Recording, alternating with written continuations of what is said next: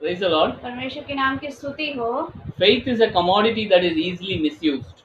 विश्वास एक ऐसा चीज है जो आसानी से उसका गलत उपयोग किया जा सकता है। Bible tells about a huge population. और बाइबल में एक बड़ी भीड़ के बारे में कहा जाता है। They saw miracles. उन्होंने बहुत से आश्चर्य कर्मों को देखा था। They saw the work of God. उन्होंने परमेश्वर के कार्यों को देखा था। They experienced the presence of God. उन्होंने परमेश्वर के उपस्थिति को अनुभव किया। They ate from God's special provisions. और परमेश्वर की खास समृद्धि से उन्होंने खाया।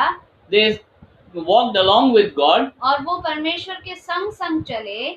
But at the same time they did not reach their destiny. लेकिन उसी समय वो जिस लक्ष्य में उन्हें पहुंचना था वो नहीं पहुंच पाए। It is because of the lack of faith. और ये इसलिए हुआ क्योंकि उनके अंदर अविश्वास था। Faith is going on. और विश्वास ऐसा है कि वो आगे बढ़ता ही रहता है। And waiting patiently till God acts. वो तब तक बढ़ता रहता है जब तक परमेश्वर उसमें कार्य नहीं करता।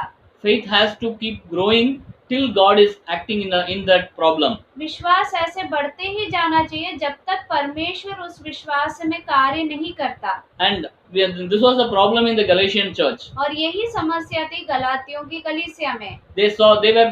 They heard about Jesus Christ. उन्होंने यीशु मसीह के बारे में सुना। He was portrayed as the one crucified. और उसे ऐसा चित्रित किया गया कि जो क्रूस पर चढ़ाया गया हुआ। They experienced the blessings of the Spirit. उन्होंने उसकी आशीषों को अनुभव किया। But at the same time, लेकिन उसी समय as time passed away, जैसे समय निकला, they started to obey the law.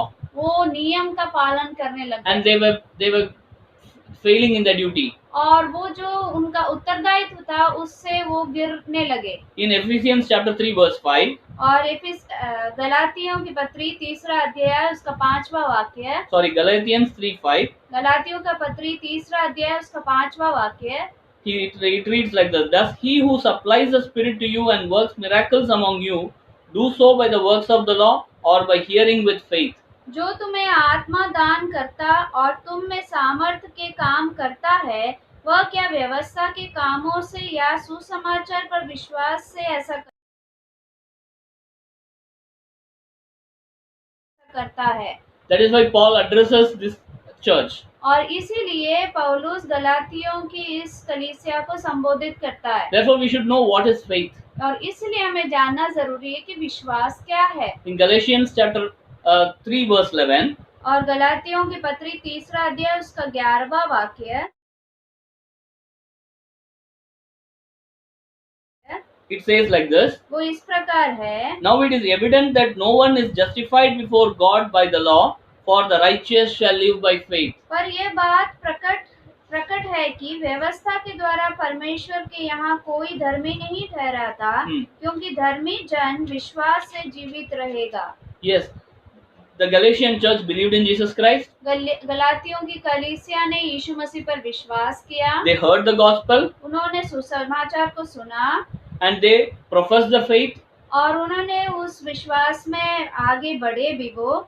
But now they wanted to follow the laws and commands. लेकिन अब वो नियमों का पालन करना चाहते हैं। The problem with laws and commands is this. और नियम का एक जो समस्या ये है, when man begins to follow the laws and commandments, जब मनुष्य उन नियमों का पालन करने लगता है, he begins to fail miserably. और कई बार वो उसमें गिर जाता है या हार जाता है। And that is why Paul says, और इसीलिए पौलुस यहाँ पर कहता in verse 3, 3 वाक्य में, can you perfect the flesh trying to obey and please God? क्या third verse. क्या तुम ऐसे निर्बुद्धि हो कि आत्मा की रीति पर आरंभ करके अब शरीर की रीति पर अंत करोगे? You have started in spirit. तुमने आत्मा की रीति से शुरू किया। Now you are going by according to the flesh. अब तो तुम शरीर की रीति से जा रहे हो। In chapter 3 he quotes an example of Abraham. और यहाँ पर 3 अध्याय में अब्राहम का उदाहरण लेकर वो वहाँ समझाता है। And that is why we read about the faith of Abraham in Hebrews chapter 11. और इसीलिए हम अब्राहम के विश्वास के बारे में इब्रानियों की किताब 11वें अध्याय में पढ़ते हैं। Hebrews chapter 11 verse 6. इब्रानियों की किताब 11वां अध्याय उसका 6वां वाक्य। And without faith it is impossible to please him. और विश्वास बिना उसे प्रसन्न करना अनहोना है। For whoever would draw near to God must believe that He exists and that He rewards those who seek Him. क्योंकि परमेश्वर के पास आने वाले को विश्वास करना चाहिए कि वह है और अपने खोजने वालों को प्रतिफल देता है, And He gives us according to His will. और वो अपनी इच्छा के अनुसार देता है, And whoever seeks Him, He gives. और जो कोई उसको खोजता है उसको निश्चय वो देता है। And not only that, we have to wait. और केवल ये ही नहीं, हमें उसके लिए बाट जोड़ना है। And further in Hebrew 11, chapter 11 verse 8, और बाद में इब्रानियों की किताब 11वां अध्याय उसके 8वें वाक्य में there is one verse which exemplifies the faith of Abraham. और अब्राहम के विश्वास के बारे में ये वचन कहता है, By faith Abraham obeyed when he was called to go out to a place that he was to receive an inheritance, and he went out not knowing where he was going. विश्वास ही से Abraham जब बुलाया गया तो आज्ञा मानकर ऐसी जगह निकल गया जिसे मिरास में लेने वाला था, और यह न जानता था कि मैं किधर जाता हूँ, तो भी निकल गया।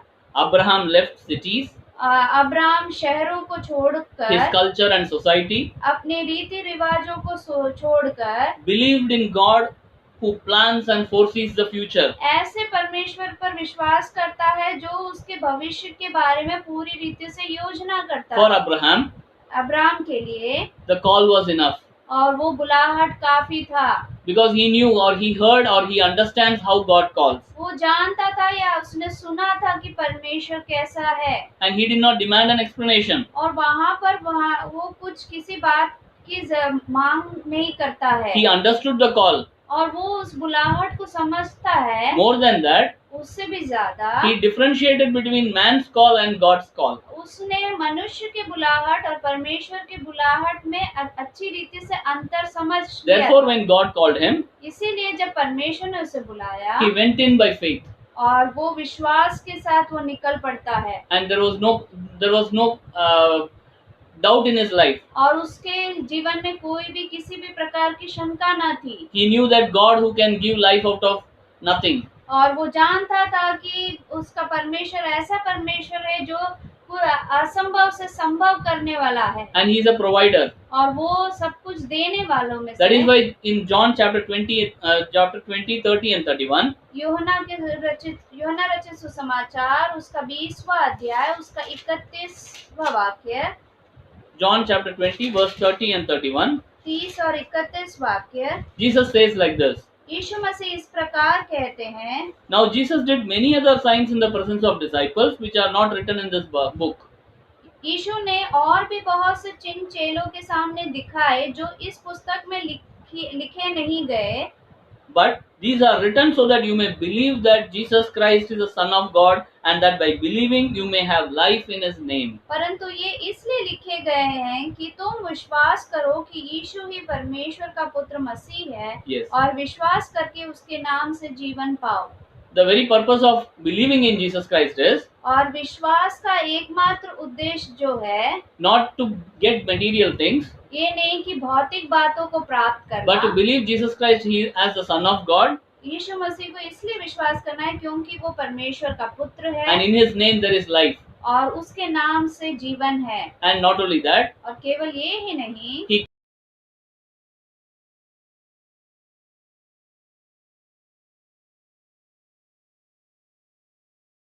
He calls us to be His disciples. और वो हमें अपने चेले के रूप में बुलाता है। And that is why He says in Luke chapter 14 verse 25 and 27. और इसलिए वो लूका रचित सुसमाचार 14 अध्याय 25 and 27. 25 और 27 वाक्य, He says like this. 26 और 27 वाक्य, If you got. यदि कोई मेरे पास आए और अपने पिता और माता और पत्नी और बच्चों और भाइयों और बहनों वरन अपने प्राण को भी अप्रिय न जाने, तो वह मेरा चेला नहीं हो सकता। और जो कोई अपना क्रूस ना उठाए और मेरे पीछे ना आए, वह भी मेरा चेला नहीं हो सकता। Whoever does not bear his own cross and come after me cannot be my disciple. 27.